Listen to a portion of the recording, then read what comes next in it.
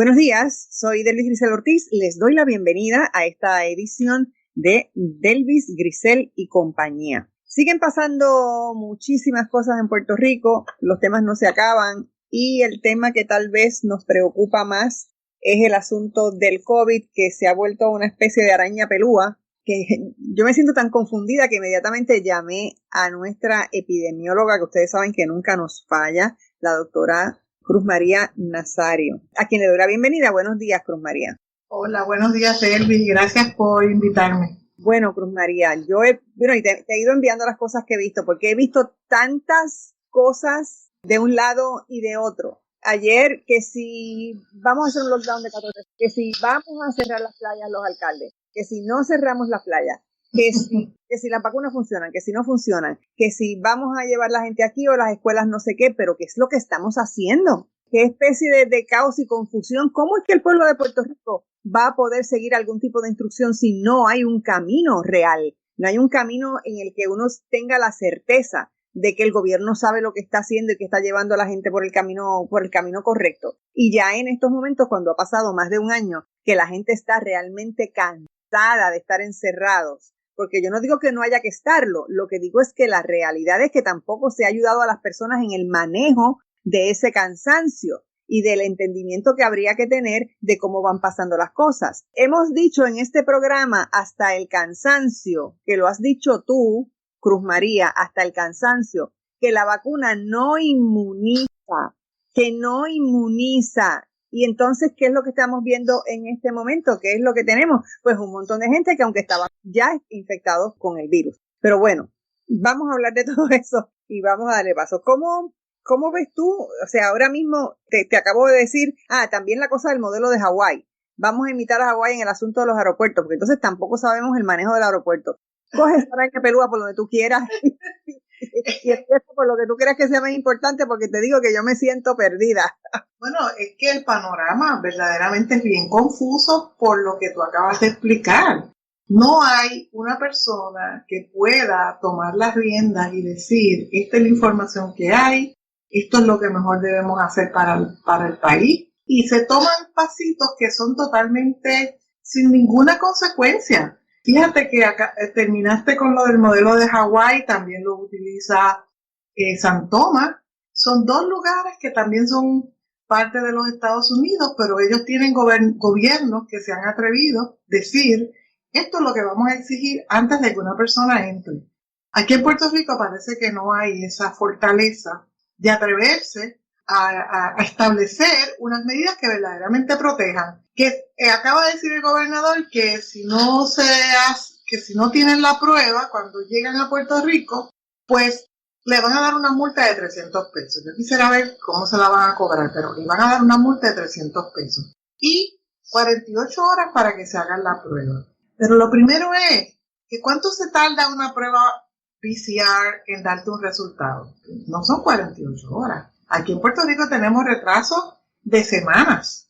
Así que a menos que también ese mensaje esté incompleto, que se diseñara una estrategia para que esos PCR se pueden hacer en 15 minutos y que la persona tuviera su resultado inmediatamente, entonces le puedes permitir que salga del aeropuerto. Pero si le das 48 horas, son 48 horas que una persona que pudiera estar positiva con COVID, que pudiera tener una variante que ni tan siquiera sea de las conocidas, y sembrarnos una nueva variante en 48 horas lo puede hacer. Entonces, esas medidas tan flojitas, ¿verdad? Oí una reportera con una frase que me encantó, que dijo que es un gobierno gris.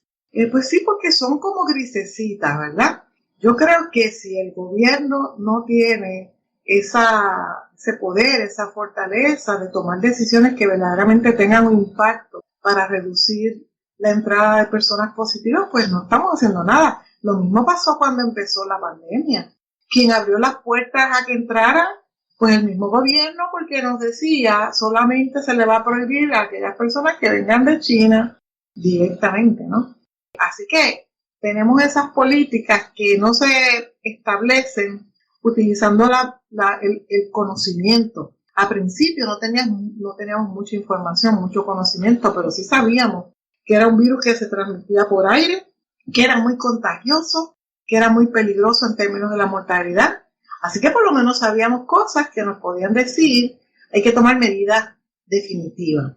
Creo que estos mensajes confusos que da el gobierno de Puerto Rico lo que hace es empeorar las cosas, como tú dijiste. ¿A qué vamos a creer? ¿Qué es lo que nos conviene hacer?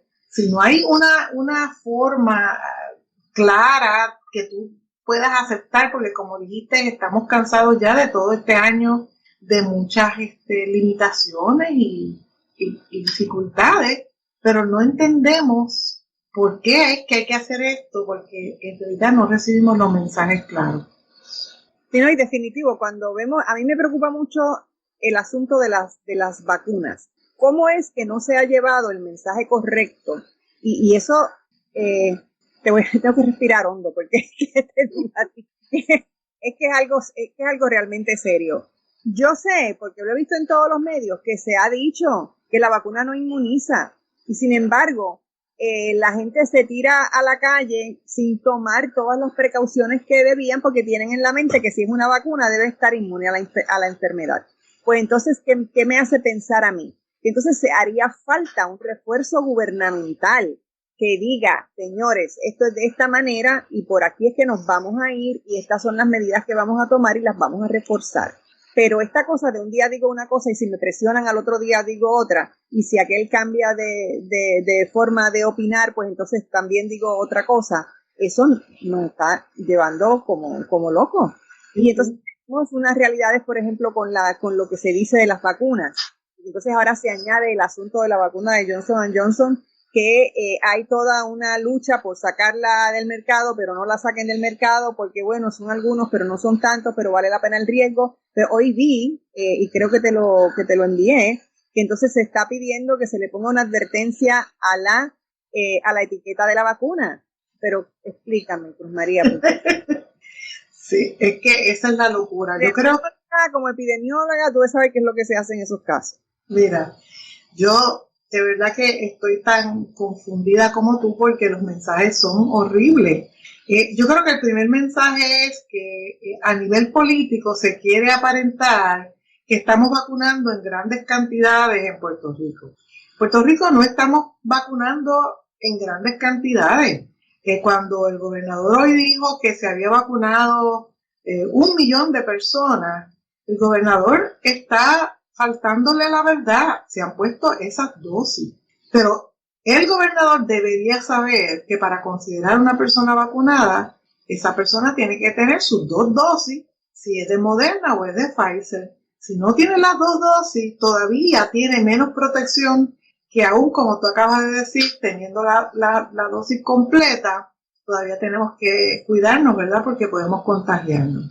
La nueva la vacuna de Johnson & Johnson, yo creo que ha tenido unos tropiezos grandes, que yo creo que en parte son publicitarios y como tú casi estabas anticipando, que tienen que ver mucho con la economía y la política de quién puede vender porque eso no, las vacunas se venden y se venden bien caras. Los gobiernos más ricos son las que las han comprado. Por eso es que hay tantos países que dependen de que la Organización Mundial de la Salud los ayude, ¿verdad?, a conseguir esas vacunas. Pero ahora mismo, quien más vacunas ha comprado es Estados Unidos. Y por eso hay una competencia, yo creo que a nivel económico, a nivel de quién produce, quién vende.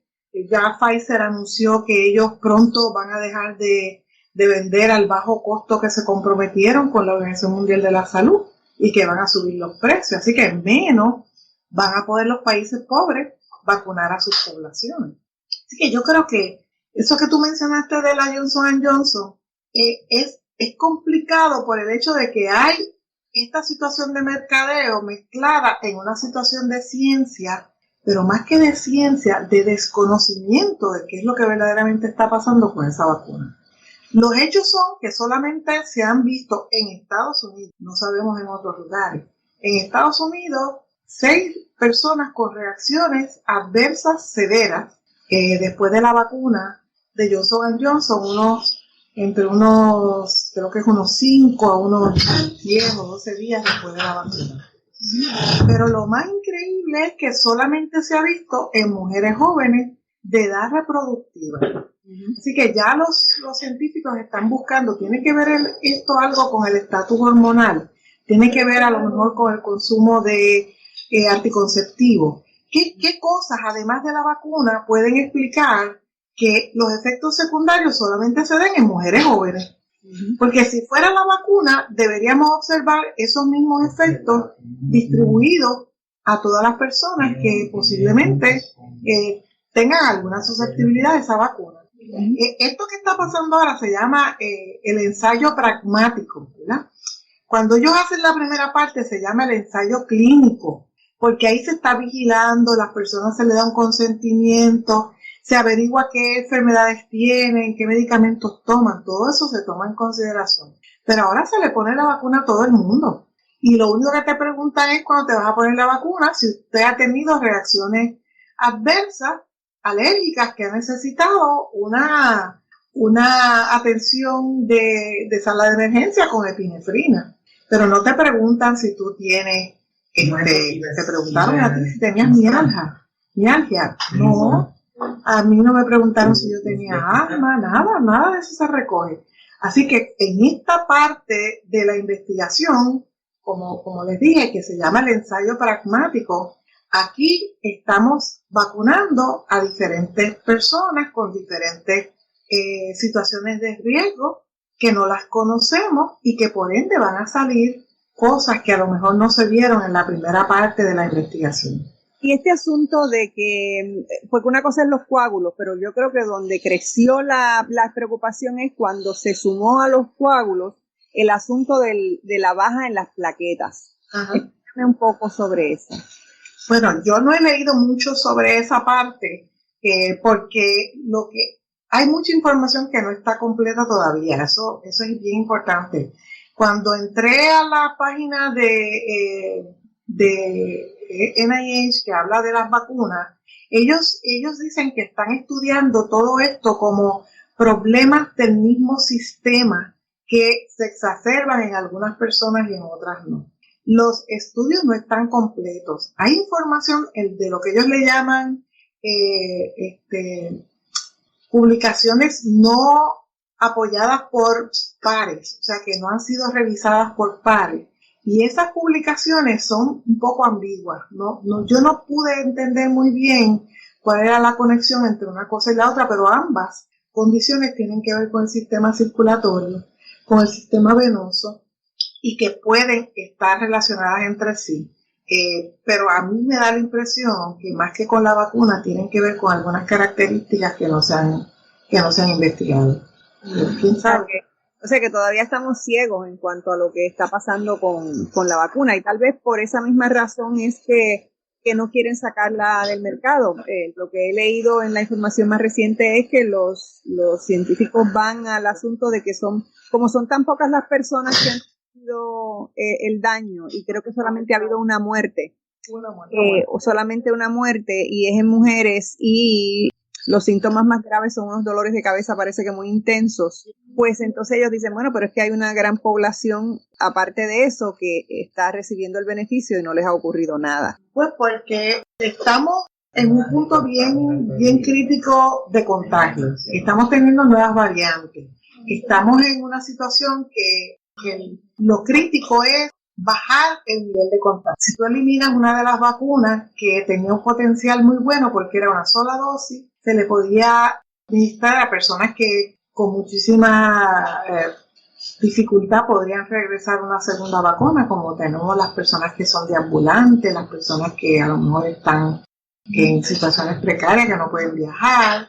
Pues esa era una alternativa, y ayer escuché a Dr. Fauci decir que él pensaba que la vacuna se debería seguir usando. Pero el problema que tuvo Johnson & Johnson, más que la parte de esos efectos secundarios, es que los primeros datos que dio para que se aprobara la vacuna no estaban al día. Y ahí se empezó a sospechar que por alguna razón ellos no dieron datos que estaban al día. ¿Quién sabe si en esos datos era que estaban algún tipo de efectos secundarios que valía la pena mirar antes de aprobarlo para que se distribuyera? Pero como así que hay una combinación de cosas. Seguro, y como en todo esto también hay tanta desesperación. Cruz María, tengo que hacer una pausa. Regresamos en breve. Estamos de regreso en Delvis Grisel y compañía. Si usted nos sintonizó un poquito tarde, recuerden dar acceso a nuestra página en Facebook, Delvis Grisel y compañía, darle like a la página, muy importante, y además de eso, poner allí sus preguntas, sus comentarios y también sus sugerencias. Bueno, continúo conversando con nuestra epidemióloga Cruz María Nazario. Cruz María, entonces hay una petición de que haya un lockdown. Por lo menos de 14 días. Vi que el presidente del Senado estaba sugiriendo eso. No sé finalmente en este momento que estamos haciendo esto en qué quedó, pero ¿es un lockdown lo que debemos hacer? De verdad que yo no creo que un lockdown va a resolver el problema, porque nosotros vemos ahora mismo que el problema es la falta de comunicación de riesgo. Si las personas no conocen en realidad cuál es su riesgo, van a buscar las formas de no atender el lockdown. Por ejemplo, si dicen que van a cerrar el domingo, ¿qué pasa el sábado? Tienes 3 veces la fila que tenías antes. Yo creo que el gobierno tiene que hacer una mejor campaña de comunicación de riesgo. Creo que el gobernador hoy mencionó 3 campañas que habían hecho y yo las he visto y francamente no me convencen. Y si usted no puede convencer a alguien de que hay un riesgo y que uno asumimos riesgos todos los días, nos montamos en el automóvil y asumimos un riesgo, pero sabemos que los riesgos varían. Usted puede hacer cosas porque las tiene que hacer, tiene que ir a la farmacia, tiene que ir al supermercado, pero entonces ¿cómo podemos disminuir para que esa actividad que es de riesgo no sea tan alta que lo lleve usted a desarrollar la enfermedad, a enfermarse, a contagiarse? Yo creo que tendríamos mejor efecto con campañas educativas diseñadas por expertos en la comunicación, expertos en la sociología de la conducta, expertos en comunicación. No puede ser yo me acuerdo que tú y yo hablamos al principio, la campaña aquella que era de la señora muerta, vecina, que le hablaba a la muerta a la vecina. Uh-huh. Otra era con un muerto en una camilla hablándole a la gente. Es que no entienden que meterle miedo a la gente no resuelve el problema. No le quita las ganas a nadie de dejar de hacer las cosas como le está haciendo. Eso es lo que yo creo que el problema que tenemos ahora es que no se está comunicando adecuadamente qué podemos hacer nosotros. No es la cantaleta, este es el riesgo, cómo tú puedes ayudar a minorar ese riesgo para que no lleves el riesgo a tu casa. Es impresionante de que todavía estemos en la idea del miedo, del estado policíaco, de las multas. Fíjate, eso del aeropuerto, ¿por qué una multa de $300? Mira, no lo dejes entrar y punto. No es más fácil, no entra. Si no tienes la prueba, no entra. Y otra cosa que tú siempre has estado mostrando mucha preocupación por ellos, el rastreo. ¿Tú crees que todavía tenemos problemas con el rastreo? Sí, hay gran problema en el rastreo y vemos que cuando los informes del Departamento de Salud siempre dicen que han podido contactar y entrevistar como a un 80 y pico % de las personas que son positivas. Pues uno puede decir, eso es un número bien bueno, pero hay que pensar, son 20 y pico % que no se sabe. ¿Dónde están? ¿Con quién están? ¿En dónde están regando este virus que es tan contagioso? Y eso va atado, Delvis, a la situación de las vacunas. Porque como tú empezaste diciendo, las vacunas no te inmunizan. ¿Qué quiere decir eso? Que tú te puedes, estando vacunada, puedes contagiarte. Pero la vacuna sí te protege de que no desarrolles una enfermedad severa. Así que, ¿qué es lo que va a pasar? Esto es como una daga de doble filo, ¿verdad? Te vacunas, si te contagias porque te quitas la mascarilla y te vas por ahí a los bares, a los chinchorros, te contagias, a lo mejor hasta con una variante que la vacuna no protege nada. Pero ponte que sí, que sea a la que anda con mayor frecuencia por ahí. Puedes desarrollar una enfermedad leve. Como no te da síntomas, entonces tú vas a ser esa persona que va a ir a la casa de la familia donde hay niños que no se han vacunado y donde hay ancianos que tampoco se han vacunado, porque tenemos proporciones altas de ancianos que no se han vacunado. Uh-huh. Entonces, pregunta que tengo, el asunto de que ahora los niños se están contagiando con más facilidad. ¿Qué es lo que pasó aquí? Porque anteriormente los niños pequeños, pues era muy raro que un niño pequeño tuviese algún tipo de contagio. Y obviamente los niños que se contagiaban entraban en situaciones muy graves por el problema inflamatorio que les da con la enfermedad, que son bebitos o los que son toddlers. ¿Qué es lo que pasa ahí? Pues mira, eso... Varió el virus, los niños tienen menos protección inmunológica, aunque están ahí acabaditos de llegar de la fábrica. Sí, bendito. Fíjate que es bastante complicado porque los niños desde un principio eran capaces de contagiarse. De hecho, en Puerto Rico hay como... Yo saqué el cálculo por aquí ayer porque estaba escuchando en una escuela que quieren empezar presencialmente y yo estaba bien preocupada porque, bueno, pero es que parece que no están viendo... mira, hay ya en Puerto Rico 31.028 jóvenes menos de 20 años que tienen o han tenido la COVID-19. Y de eso, el 63% tienen entre 10 y 19 años. Son jovencitos que caminan por ahí, que van con sus papás a los supermercados, a las farmacias. Pero a mí me parece que lo que está pasando es que hay una mayor oportunidad de los adultos contagiar a los niños en la casa. Porque están en la calle, a lo mejor no se cubren con la mascarilla, porque ya yo me vacuné, llega contagiado a la casa y ese niñito va a ser el receptor de esa, ¿verdad? Va a tener esa exposición a COVID o a la nueva variante. La variante que se identificó por primera vez en el Reino Unido tiene mucha mayor capacidad de contagio que la variante vieja que hemos tenido aquí en Puerto Rico. Así que esa B117 es bastante complicada y ya sabemos que hay en Puerto Rico esa variante. No, ya en Puerto Rico hay unas cuantas variantes ya. Sí, es que fíjate cómo hacemos las cosas tan atrasadas. Ahora mismo tú ves que el gobernador dice, vamos a establecer un sistema de vigilancia genómica. Por favor, llevamos un año, ahora es que se dan cuenta que hace falta eso.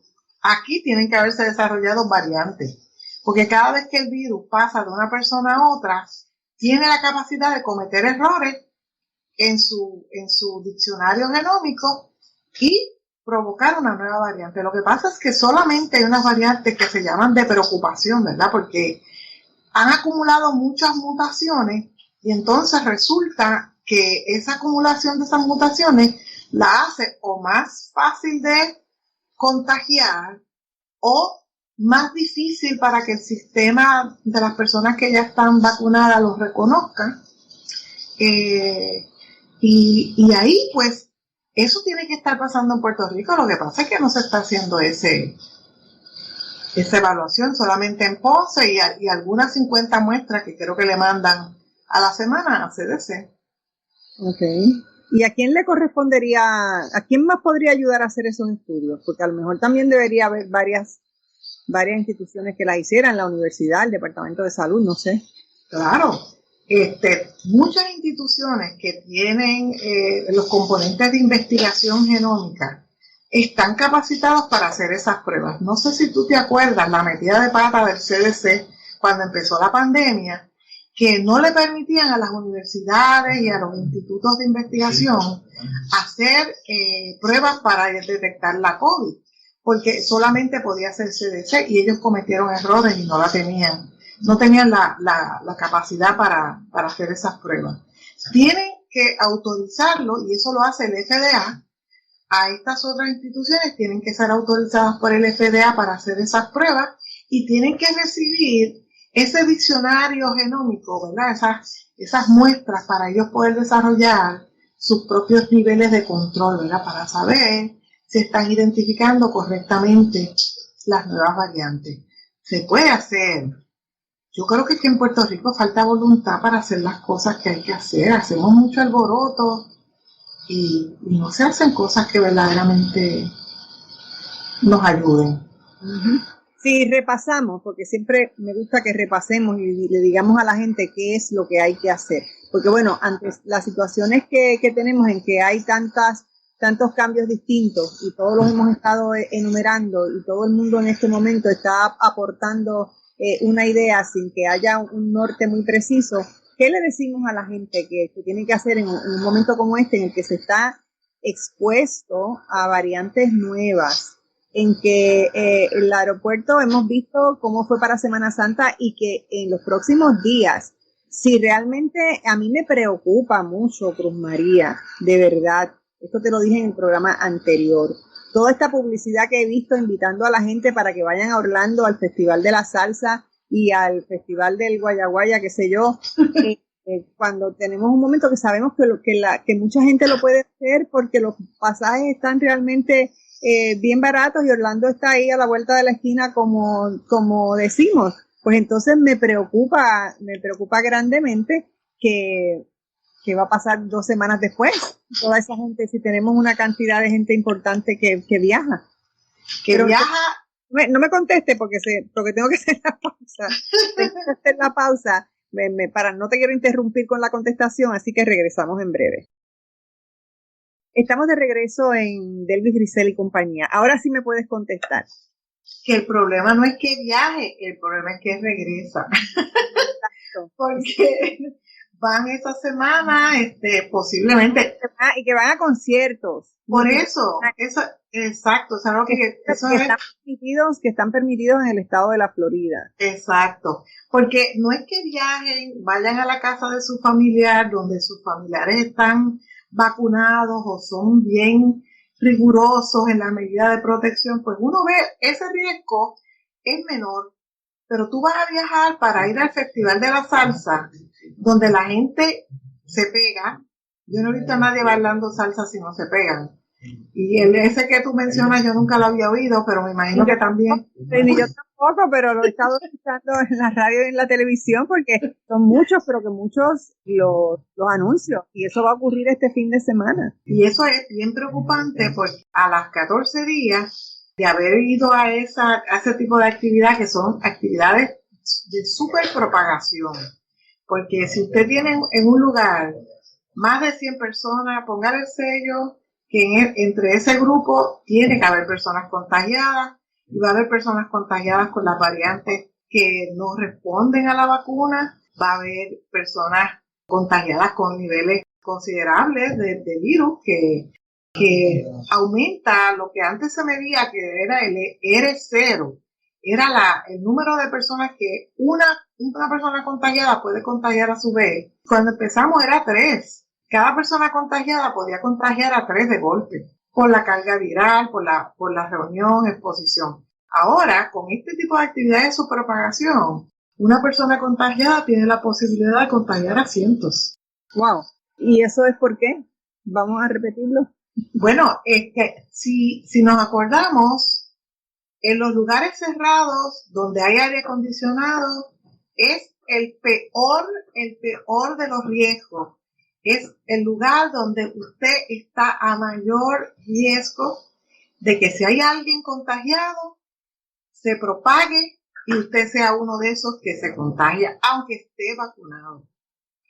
Y si usted se contagia y viene a Puerto Rico contagiado, pues posiblemente le dan 48 horas para que se haga una prueba. Lo que yo veo es que por lo general la persona pues se va a caminar. Si yo vine por una semana de vacaciones, pues no me voy a quedar 48 horas cerrado en un hotel. La posibilidad es de que esa persona vaya a lugares donde pueda seguir contagiando a otros, especialmente si no tiene síntomas. De hecho, conozco casos, o sea que me consta, de personas que se han contagiado después de vacunados porque algún familiar salió de viaje a Centroamérica, en este caso en particular, salió de viaje a Centroamérica para unas competencias específicas de algún deporte y ambos regresaron contagiados y contagiaron a esta persona y han estado muy pero que muy enfermos de estrés. Y entonces todos vacunados.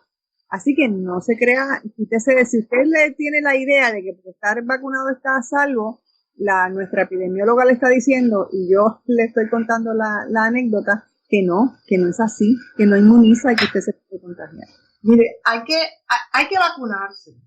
Hay que vacunarse porque la vacuna lo que hace es dos cosas. A nivel individual, le da a usted la capacidad de desarrollar su sistema inmunológico para que en caso de que venga alguien y lo contagie, no desarrolle una enfermedad severa. Eso es siempre y cuando no sea una de las variantes de la cual la vacuna no lo protege. Pero la otra es que a medida que tengamos a más personas vacunadas y que sea más difícil pues, que una persona susceptible a enfermarse se pueda contagiar, se va adquiriendo esta inmunidad del grupo comunitaria que va a seguir reduciendo la propagación del contagio y del virus, y eventualmente, si el virus no se puede propagar, se va a morir, porque el virus dura en usted el tiempo en que le duran los síntomas o la enfermedad. Se muere. Y el virus no puede estar vivo en ningún sitio, ni en una mesa, ni en ningún lugar, por más de unas cuantas horas, hasta que alguien pues da la mala pata que lo toca y con la mano que lo tocó se puso la mano en la boca o en la nariz o en los ojos. Así que hay dos situaciones importantes para vacunarnos y seguirnos vacunando.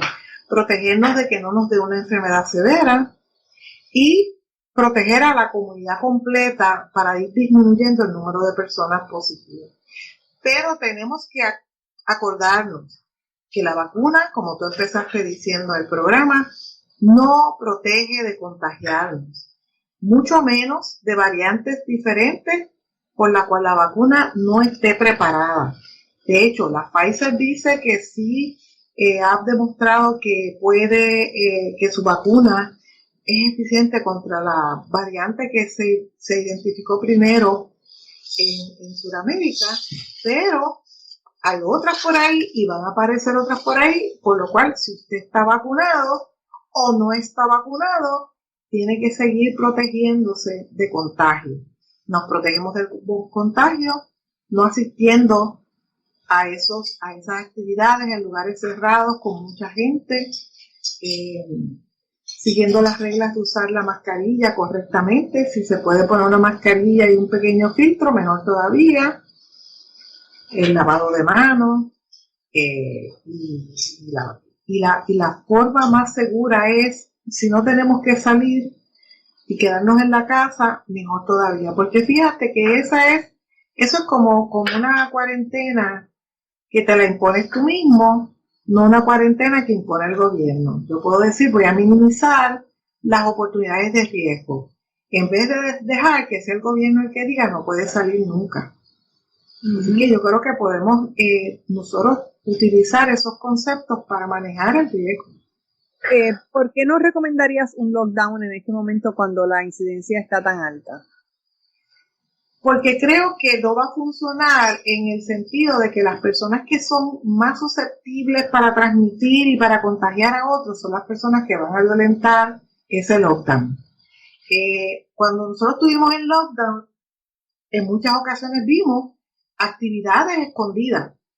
Y entonces se prohíbe que hagas fiestas en tu casa. Mira, están haciendo montones de fiestas. En el campo donde yo vivo no hay nada más que verla. Se supone que, ¿por qué no haces el lockdown en aquellas? Cierra los bares, cierra los casinos, cierra aquellos lugares que no tienen prioridad para estar abiertos. Pero ¿por qué querer imponerle toda la carga de protegernos a toda la carga, quiero decir, a las personas? Nosotros tenemos que asumir nuestra responsabilidad. Pero yo no veo por qué tienen que estar los cines abiertos, yo no veo por qué tienen que estar los bares abiertos. Cuando yo viajo de Trujillo Alto hacia donde yo vivo, todos los bares están abiertos, todos los hombres y las mujeres que están en esos bares están sin la mascarilla, están hablando pegados uno de la otra porque les da ese amor, se dan dos palos y enseguida se aman muchísimo y hablan bien cerquita y duro. Y uno los ve en espacios pequeñitos, todos pegaditos uno a los otros. Pues eso propaga el contagio. Y yo no creo que un lockdown lo va a evitar porque aquí no hay suficiente capacidad para imponer ese lockdown. El que lo va a sufrir es el que menos puede. El que lo va a sufrir es aquel que no se puede quedar en su casa y no va a poder ganarse las habichuelas. Porque si tú te puedes quedar en la casa, pero el que limpia las casas para vivir y para comer, va a buscar la forma de salir. Seguro no, y que además de eso tendría que haber la manera, la forma adecuada de persuadir al ciudadano que tiene que tomar responsabilidad sobre un asunto que está destruyendo toda nuestra vida, porque tenemos un problema serio en la economía, tenemos un problema serio en la educación, tenemos un problema serio en la salud, y nosotros somos un país con problemas realmente muy severos. Hemos visto en todo este proceso incluso cómo es que se ha desarrollado la violencia en el tiempo de la pandemia. Es una barbaridad. Los actos violentos que estamos viendo todos los días, y es que las personas realmente ya no pueden, no soportan la tensión en la que están viviendo y la inseguridad, porque ese es otro problema. Hay mucha inseguridad de empleo, mucha inseguridad económica, y con todas estas cosas deberíamos estar lidiando y no lo estamos haciendo. Esa es la realidad. Tienes toda la razón. Tienes toda la razón. Pero yo creo que tenemos que pensar que lo podemos hacer. Si nosotros aceptamos que tenemos un compromiso con nuestro país, con nuestra familia, con nosotros mismos, lo vemos de una manera personal, pero que va a repercutir a nivel comunitario. Esa es la forma más fácil de nosotros terminar con esta enfermedad, y lo podemos lograr. Lo podemos lograr porque este virus no puede durar toda la vida. Tenemos que seguir protegiéndonos, vacunándonos. No oigan las cosas que yo oí esta mañana, una persona que me dijo: yo no me voy a vacunar porque a mí me dijeron que si tú te vacunas en 2 años te mueres. Bueno, esas cosas hay que oírlas, porque las campañas de educación que se hagan tienen que tomar en consideración lo que la gente se cuenta a ellos mismos. Entonces, si uno hace una campaña de educación para educar en el riesgo del contagio y usas el miedo, la gente usa esa información al revés. Entonces no me vacuno porque me muero.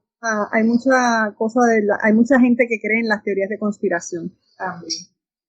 Y eso realmente es un problema serio. Bueno, Cruz María, se me ha terminado el tiempo. Estoy bien, pero que bien agradecida de que una vez más estés con nosotros para conversar y para intercambiar ideas sobre lo que estamos viviendo, sobre cómo van las cosas, sobre las decisiones buenas y no tan buenas que se están tomando en el país. 1.000.000 de gracias por estar con nosotros. Gracias por invitarme. Muy bien.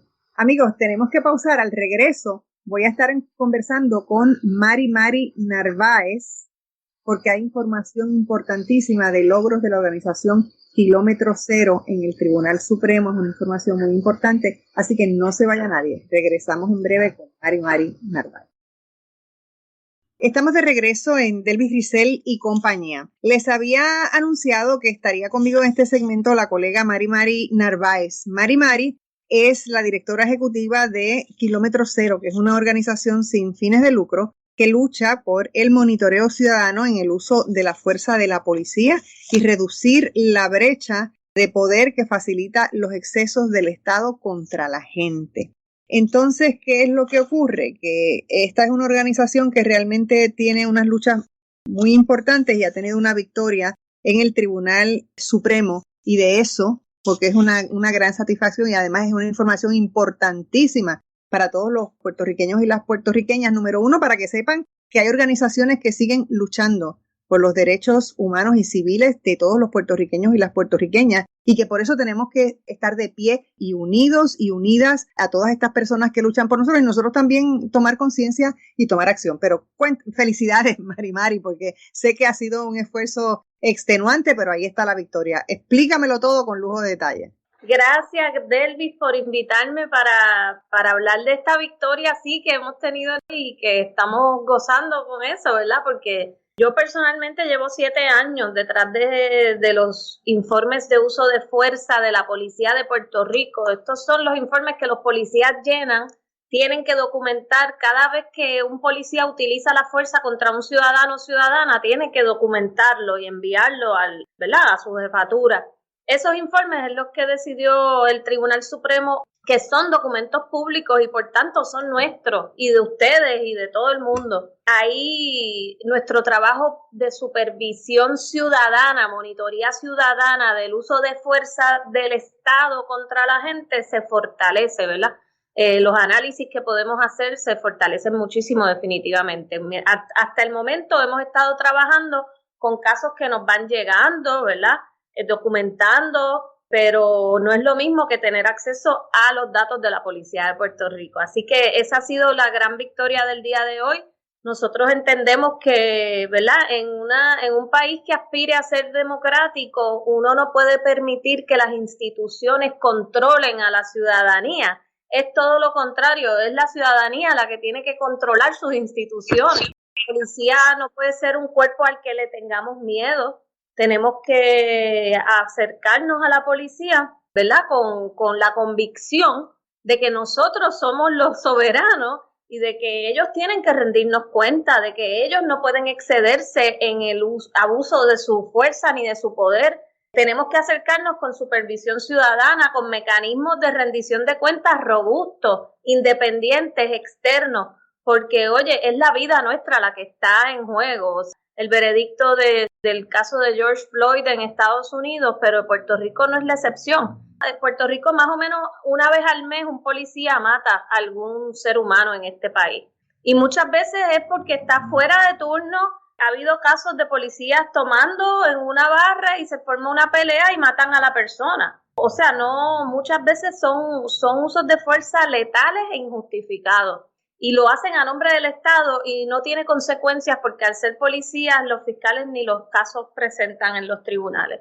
Así que contra esa impunidad y contra esa violencia es que tenemos que ejercer nuestra monitoría, nuestra supervisión, nuestras exigencias y nuestros derechos. El derecho al acceso a la información, Delvis, tú sabes, está vinculado a la libertad de expresión. Así que es un derecho no solamente de rango constitucional, es un derecho fundamental. Y pues una vez más, con este logro, esta victoria en el Tribunal Supremo, pues volvemos a establecer la importancia de que tengamos acceso a los documentos que nos pertenecen, a la información que es la que nos hace movilizarnos, pasar juicios sobre nuestros gobernantes y aspirar a transformar también nuestra sociedad. Me llamó la atención en el comunicado que envía Kilómetro Cero, que hace una cita de la sentencia y dice el Tribunal Supremo: es una paradoja invocar el interés de promover que los miembros de la policía sean más honestos, reportando los incidentes de uso de la fuerza, condicionando tal deber a que sea ejercido bajo un manto de secretismo. Esa pretensión no constituye un interés apremiante, sino un interés preocupante y contrario a la reforma de la policía. Qué bueno que mencionas eso, porque una de las cosas más increíbles, ¿verdad? El Estado, desde el inicio mismo de este pleito, desde primera instancia, lo que ha estado argumentando es que si nos da los informes de uso de fuerza, eso va a provocar que los policías mientan entonces en esos informes. Como que si los policías saben que eso va a ser público, que alguien fuera de la policía va a tener acceso a ello, entonces hay más probabilidad de que vayan a mentir. O sea que básicamente en su argumento el Estado admite, ¿verdad?, que los policías mienten, o que por lo menos esa es su percepción de sus propios oficiales. Y en segundo lugar, eso no puede ser definitivamente el criterio para privar a la ciudadanía del acceso a su información, a la información que le pertenece, ¿verdad? Por el contrario, si queremos, si de verdad estamos comprometidos con unas agencias y con instituciones transparentes, pues tiene que ser para la gente. Esta noción de que el gobierno es otra cosa aparte y que tiene derecho a la confidencialidad se va desmoronando, ¿verdad?, cada vez más. Por supuesto, eso no significa que, ¿verdad?, todavía es muy oneroso conseguir estas victorias porque hay que ir a los tribunales. Lo ideal sería que hubiesen unos mecanismos como hay en otros países para acceder a la información sin tener que ir al tribunal. Nosotros llevamos 2 años en este pleito. Si hubiese una ley realmente efectiva de acceso a la información, entonces la policía no me hubiese podido ignorar todas las veces que ignoró nuestras solicitudes desde el año 2018 hasta hoy. Y ya me hubiese entregado los datos sin yo tener que haber ido al tribunal, que podemos ir porque hay unos abogados que trabajan pro bono. Porque si tuviéramos que pagar por abogados, probablemente no podríamos ir. Así le pasa a la gran mayoría de la gente, ¿verdad? Y de las organizaciones y de los grupos. Aquí ha habido un cambio de cultura en términos de la relación de la policía con el ciudadano y la ciudadana hace muchas décadas. Yo recuerdo que esto no era así antes. Cuando yo era muy niña, había una relación de confianza. Tú siempre pensabas en la calle que el policía era tu defensor, no que el policía podía ser tu atacante o que podía violar tus derechos. De hecho, había campañas para decir el policía es tu amigo. Amigo. Recuerdo que en mi escuela elemental, lo que estaba en la entrada de la escuela era lo que le llaman un siempre parado de lata, que estaba auspiciado por algún refresco, que era la figura de tamaño natural de un policía, y entonces decía el policía es tu amigo, que era una cosa de establecer una confianza, pero eso se rompió aquí hace muchísimo tiempo. Y entonces tú restablecer eso, yo creo que el trabajo que hace Kilómetro Cero es muy importante, porque en ese camino es el esfuerzo también por devolver esa cultura a la confianza. Pero para eso tiene que haber el reconocimiento del policía de cuál es realmente su deber y cómo ejercerlo, y el ciudadano también cómo se comporta y cómo se relaciona en ese tipo de relación de confianza. Exactamente, si es un cuerpo precisamente para la seguridad, tiene que entonces gozar de ese tipo de confianza para que la gente en efecto pueda sentirse segura. Yo no tuve esa experiencia porque tú sabes que yo soy hija de carpeteados y de personas que fueron perseguidas políticamente, mayormente por la policía. Desde luego.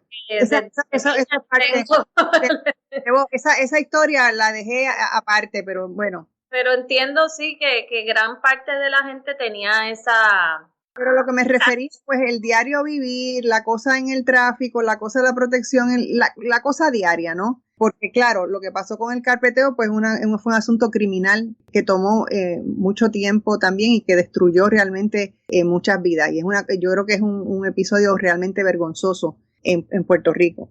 Pero sí, en una democracia, o por lo menos en un país que aspire a ser democrático, tenemos que lograr que nuestras agencias de la seguridad pública, ¿verdad?, que son las llamadas a garantizar nuestros derechos, pues puedan hacerlo, porque estamos hablando de derechos fundamentales. En la democracia los derechos fundamentales son fundamentales por una razón. Y esos son los que hay que proteger muy particularmente. Y quienes no crean en eso, pues entonces no creen en la democracia. Así que pase lo que pase en Puerto Rico, en nuestro destino político, seamos Estado, seamos lo que sea, seamos colonia, seamos independientes eventualmente, vamos a necesitar un país justo y democrático y equitativo. Así que hacia eso es que vamos dirigidos, ¿verdad?, en el trabajo que hacemos. Ok, ¿y ahora qué es lo próximo detrás de esta victoria? Buena pregunta. Obviamente tenemos que, volvemos a primera instancia, el tribunal de primera instancia que ya había resuelto a favor nuestro, va a hacerse cargo del proceso de que la policía entregue todo lo que tiene que entregar, que yo me imagino que son miles de informes de uso de fuerza. Nosotros ya tenemos una alianza porque preveíamos que esto iba a ocurrir, así que ya hemos establecido una alianza con una organización en Estados Unidos que nos está dando apoyo técnico para procesar todos esos datos, digitalizarlos y procesarlos en una base de datos que ya estamos construyendo, porque ya nosotros próximamente vamos a presentar la base de datos que tenemos con las historias que las personas han querido contarnos, con las intervenciones que la gente nos ha permitido documentar. Es una base de datos comunitaria. Ya ahí tenemos 100 y pico de casos y la idea es seguir creciendo, ¿verdad?, seguir aumentando esos casos, porque es importante que la gente venga a contar su historia, que traiga su grabación, que traiga su evidencia. pero ya con estos datos, esa base de datos se va a fortalecer muchísimo más. Mira, Delvi, vamos a tener más datos que el Monitor Federal de la Policía, porque al Monitor Federal no le dan la información la policía, no que lo diga yo, lo dice él mismo en sus informes. Así que cuando nos den esos datos, lo vamos a publicar, vamos a tener una base de datos pública para que tú puedas hacer investigación y buscar ahí cómo son las intervenciones. Nosotros vamos a hacer análisis con esos datos, pero va a estar disponible para que estudiantes, periodistas, profesores, legisladores, la policía misma, que tiene mucho que aprender de sus propios datos, pueda también procesar esas lecciones y llevarnos entonces a unos procesos de mayor rendición de cuentas y de mayor abogacía pública, ¿verdad?, por los derechos humanos. Seguro. Se me ha terminado el tiempo, Mari, pero creo que más adelante tenemos que reprogramar para hablar mucho más tiempo sobre este tema, así que cuenta con nosotros que estamos aquí para divulgar esa información. Muchas gracias por haber estado conmigo en la mañana de hoy. Y otra vez, felicidades por ese magnífico triunfo, que la única batalla que se pierde es la que se abandona. Gracias por no abandonarla. Y a ustedes, amigos, muchísimas gracias por escucharnos, que tengan un día maravilloso y sobre todo lleno de mucha paz.